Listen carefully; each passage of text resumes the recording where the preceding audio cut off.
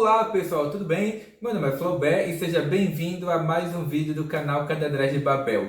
Aqui é um espaço que inicialmente a minha pretensão seria o de publicar ou deixar registrado as minhas impressões sobre as leituras do cotidiano. E, pois bem, o que eu acabei de ler é um pequeno volume encadernado da coleção Marvel Vintage que se propõe a republicar e tornar acessível a leitura de clássicos da Marvel dos anos 80 e meados dos anos 90. Aproveitando o sucesso, né, e os comentários sobre o último filme do Doutor Estranho, né, no Multiverso da Loucura, a Panini republicou uma série de pequenos títulos ou arcos de histórias envolvendo o personagem. E é do que se trata. O nome desse pequeno encadernado é Doutor Estranho contra Drácula. Pois é, meus amigos, o Drácula, né? O príncipe Vlad Dracul, né? Um príncipe ali da Transilvânia, ele também já se transformou há décadas em um dos personagens da Marvel, né? Assim como uma série de outros personagens literários. E não sei se todo mundo sabe, mas nos anos 60, nos anos 70, as histórias de terror eram muito populares, tanto nos Estados Unidos quanto aqui no Brasil. Nós também temos os nossos clássicos, né, do terror nacional, e esse daqui compila alguns desses clássicos do terror lá dos Estados Unidos. Há uma série de artistas que contribuem com trabalhos aqui, porque na verdade, se não me engano, são mais 6 pequenas edições que são compiladas aqui. E nós conhecemos através dessas páginas o trabalho de roteiristas e desenhistas como Mark Wolfman, Steven Englehart, Roger Stern, não vou ler porque não vou me lembrar de todos, Gene Colan, Tom Palmer, Steve Lyle-Roth, Terry Alce e o Rick Magner. E o que isso aqui traz? Primeiro, obviamente, é uma forma de, através dessa leitura, conhecer um pouco mais sobre esse personagem que vocês acabaram de ver o filme no cinema. Tipo assim, eu conheço, mais ou menos sei quem é, de que se trata, né? Capitão América, o Hulk, o Thor, o Homem-Aranha, mas quem diabo é esse ali do Doutor Estranho? Aqui é contada a origem dele? Não. Mas é simplesmente algumas histórias envolvendo esse confronto do Doutor Estranho, que é esse mestre das artes místicas, né, do universo Marvel, contra um dos personagens mais icônicos da literatura gótica desse universo ficcional do horror moderno, que no caso é o Drácula. E inicialmente ele mostra um confronto entre o Drácula e o Doutor Estranho, quando o Doutor Estranho ele percebe que um dos seus amigos mais íntimos, não é, que é o Wong, ele é assassinado e é assassinado por um vampiro.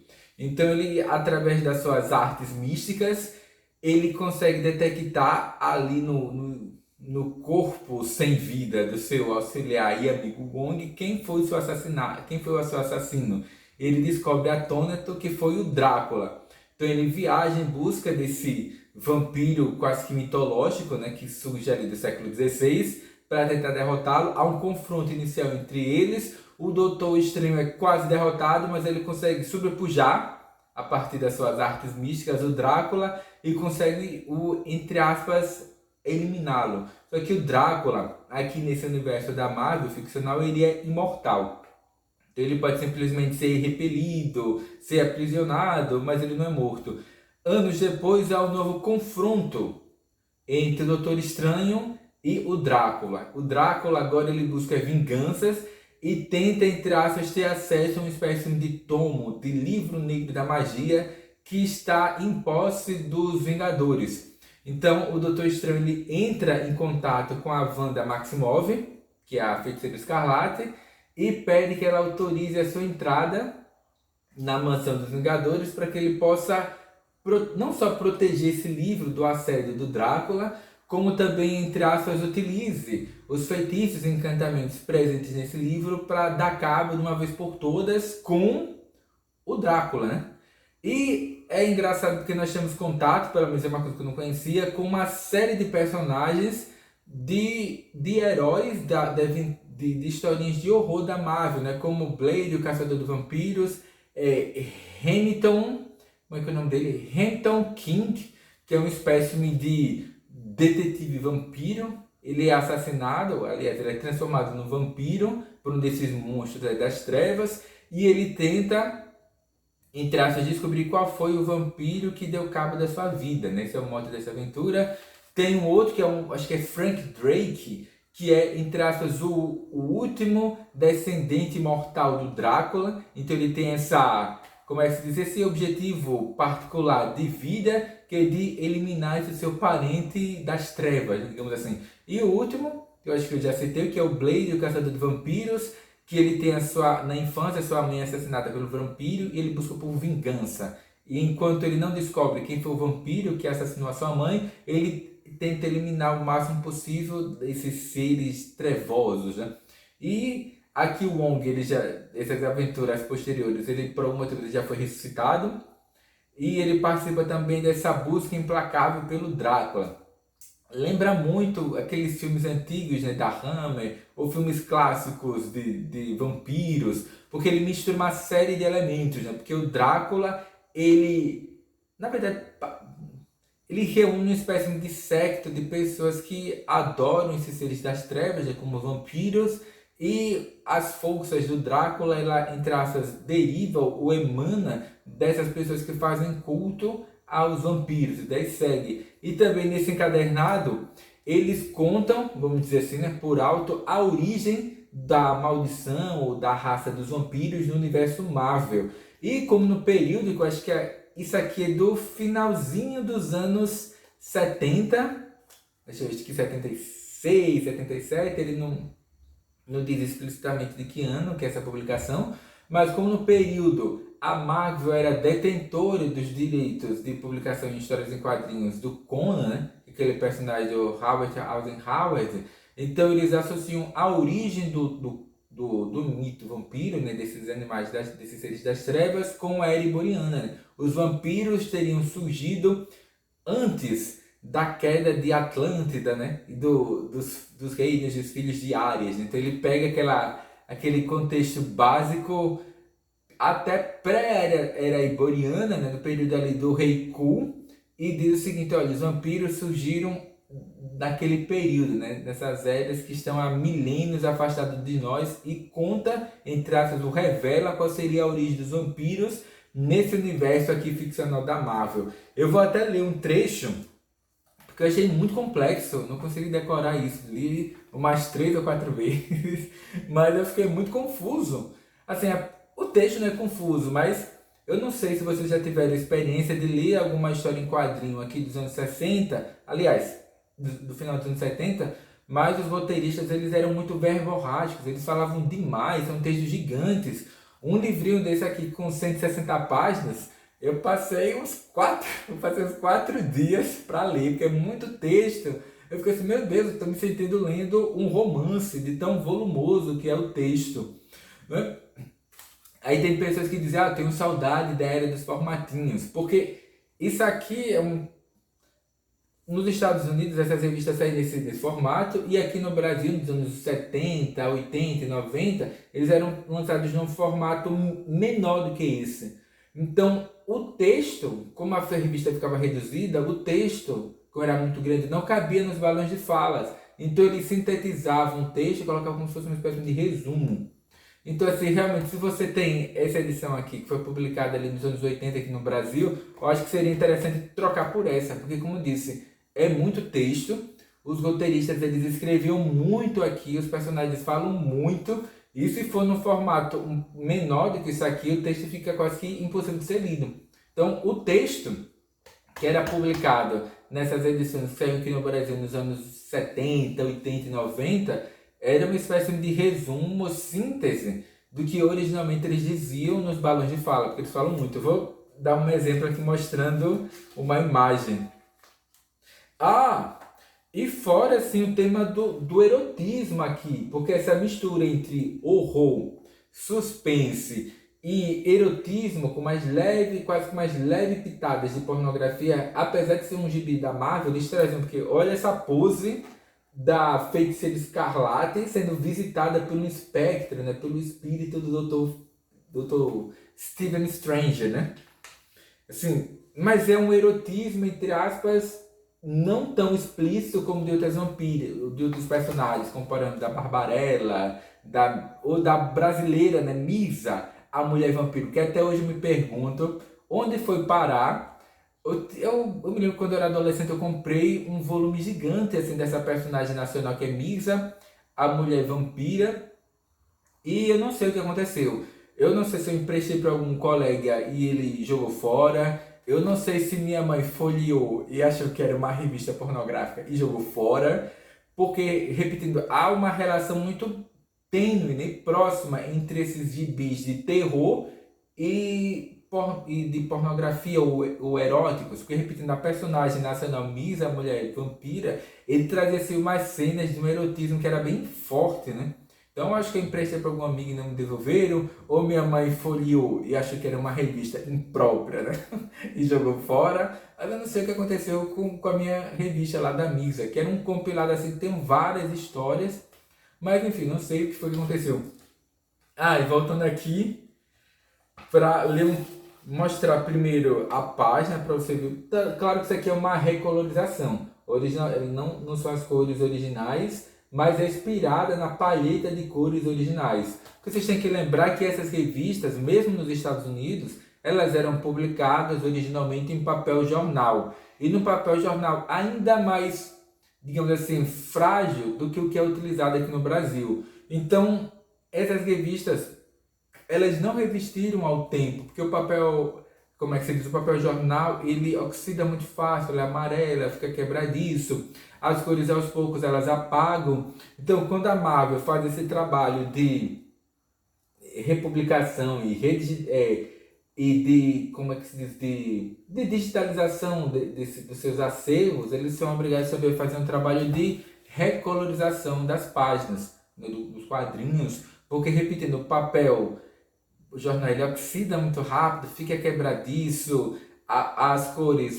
vão desbotando e até mesmo desaparecendo. Então eles fazem um trabalho realmente de recolorização dessas páginas, dos quadrinhos, e muitas vezes fica um trabalho muito diferente das cores originais.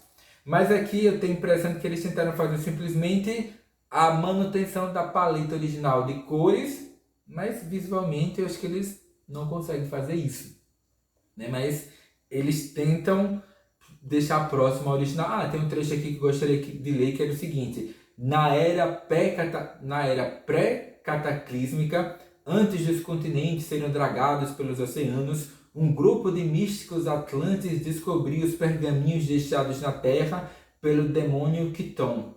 Eles reuniram os escritos e chamaram de Tomo Negro, o livro dos pecados. Foram os primeiros seguidores e isso lhes deu um enorme poder. Usando o Tomo Negro, criaram um feitiço que transformou seus inimigos caídos em vampiros mortos-vivos. Os seguidores esperavam usá-los como um exército para assegurar seus planos de conquista.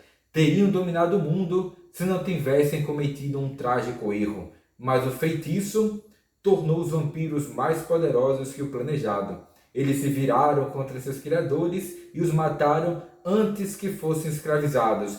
Assim, os primeiros seguidores do Tomo Negro morreram, enquanto os primeiros vampiros deixaram o condenado continente da Atlântida. Desde aquela época, a Terra conheceu o toque dos vampiros. Quanto ao Tomo Negro, foi perdido e encontrado vezes sem fim. No século VI, os escritos se tornaram um livro pelas mãos do pelas mãos da feiticeira Morgana Le Fay. Então, cópias foram feitas, cópias inferiores que sobreviveram até os dias de hoje de forma fragmentada. Tais fragmentos foram encontrados por vocês e por mim. E daí ele segue, que é um tema que está presente também nesse último filme do Doutor Estranho, do Multiverso da Loucura, só que enquanto no cinema a Feiticeira Escarlate é uma inimiga ou adversária do Doutor Estranho, ela é uma membro dos Vingadores e ela é uma aliada e alguém a quem o Doutor Stephen Strange, o Doutor Estranho, ele pede auxílio e de certa forma até um aval para suas ações junto à Mansão dos Vingadores. Mas nitidamente o filme é inspirado nesse arco de histórias aqui do Drácula contra o Doutor Estranho, né, que é a fórmula Montese. Montese aqui é o nome, entre aspas, de um alquimista que conheceu, né, essas habilidades. Enfim, né? E agora, como eu disse, é um texto que é bem rebuscado, é bem complexo. Não é, não é uma leitura assim que você vai fazer em meia hora, em uma hora. E principalmente porque assim, eu gosto muito de prestar uma atenção redobrada nas ilustrações. Eu fico assim 10, 15 minutos olhando a página, vendo a construção dos personagens, a distribuição e a forma como o artista ele distribuiu a história, né, ao longo das páginas, realmente tentando conhecer um pouco desse trabalho da narrativa gráfica do desenho. Se eu recomendo uma obra dessa para leitura, recomendo assim vivamente. Primeiro, porque a parte delas vocês conhecem uma série de personagens que são quase que ilustres desconhecidos, ou realmente para aqueles iniciados, para aqueles fãs mais fervorosos da Marvel. Repetindo, é como o Blade, ou aqui o Hannibal King, né? Enfim, né? São personagens que só realmente aquelas pessoas que têm muito contato com essas revistas do universo Marvel que vão conhecer. O público comum dificilmente tem contato com esses personagens. E é sempre bom que a Panini republique essas coisas aqui no Brasil. E recentemente folheando o quê? Visitando o site da Panini na Itália, eu percebo que na Itália a Panini publica muito mais coisas do que aqui no Brasil. É compreensível, porque as tiragens e as vendas deles lá são muito maiores. E aqui o que nós temos é uma pequena fração da quantidade de títulos que são editados e publicados lá na Itália. E antes de encerrar este vídeo, eu gostaria de fazer um comentário sobre um vídeo de um outro canal que eu vi recentemente pelo YouTube. Eu não vou comentar qual é o canal, porque eu não pedi autorização pro dono, para o mantenedor do canal, para fazer os comentários. Então, como eu não pedi autorização ele para citar o nome, então eu não vou falar, porque a pessoa pode ficar chateada, etc. Mas o tema do vídeo era o seguinte: por que gibis ou HQs, entre aspas, né, aqui no Brasil vendem tão pouco? E no vídeo desse cidadão ele diz, olha, que os gibis no Brasil vendem, os gibis, os quadrinhos, as histórias em quadrinhos nacionais vendem pouco devido ao tipo de arte que os nossos, enfim, né, criadores realizam. Só que eu discordo veementemente disso. Quadrinhos nacionais vendem muito pouco, basicamente por três motivos. Primeiro, a falta da criação de leis de regulação de tela, de proteção de tela. Quer dizer, não é possível permitir uma enxurrada, uma entrada indiscriminada de produtos culturais de outras nações, né? Deve-se criar leis rígidas, né, de proteção de tela para garantir espaço para a arte nacional. Ponto 2. Incentivo ou fomento à produção local e descentralizada. Aqui no Brasil, um governo, há uns 15 anos atrás, começou um processo de criação de pontos de cultura para incentivo à criação de cineclubes, entre aspas, de criação, como é que eu posso dizer, de editais para a produção de elementos culturais, mas governos se sucederam e esse tipo de iniciativa foi deixado de lado. E o terceiro é a quantidade de produtos internacionais que chegam aqui no Brasil. É muito mais barato para uma editora simplesmente pagar os royalties para a publicação de um desses enlatados americanos ou japoneses daqui, do que passar 2 ou 3 anos custeando a produção de um gibi nacional. Então é muito mais fácil você simplesmente comprar um enlatado americano ou japonês do que investir durante 2 ou 3 anos para a produção de um produto local. Então eu acho que é o seguinte, assim, uma impressão de leigo: se a gente quiser de fato incentivar a produção nacional, ou quiser fazer com que os nossos jovens, até mesmo os adultos, entrem em contato com mais produtos culturais nacionais, a gente deveria se preocupar com essas duas coisas. Primeiro, repetindo, né, antes de encerrar o vídeo, primeiro, o fomento à produção cultural local, e o segundo é a criação de leis de proteção de tela, ou de tela de proteção desses nichos para produção. Caso contrário, realmente, como há mercados internacionais que são muito pujantes, como o japonês, o americano, o franco-belga, etc., o quadrinho nacional realmente não sobrevive. A mesma coisa acontece com a literatura, com o cinema, com produtos para TV, né, audiovisuais, etc. Enfim, por enquanto é só. Eu vou dar por encerrado o vídeo, repetindo, deixa aqui a recomendação de leitura, Doutor Estranho contra o Drácula, que narra aqui esse confronto entre o mestre das artes místicas e esse personagem mais célebre aqui dessa, inicialmente da literatura vitoriana de terror, e que adentrou para a cultura pop, inicialmente no cinema e posteriormente para as histórias em quadrinhos. Então, por enquanto é só. Até o próximo vídeo e até a próxima leitura. E claro, não se esqueçam de curtir o vídeo e compartilhar esse vídeo e se inscrever no canal.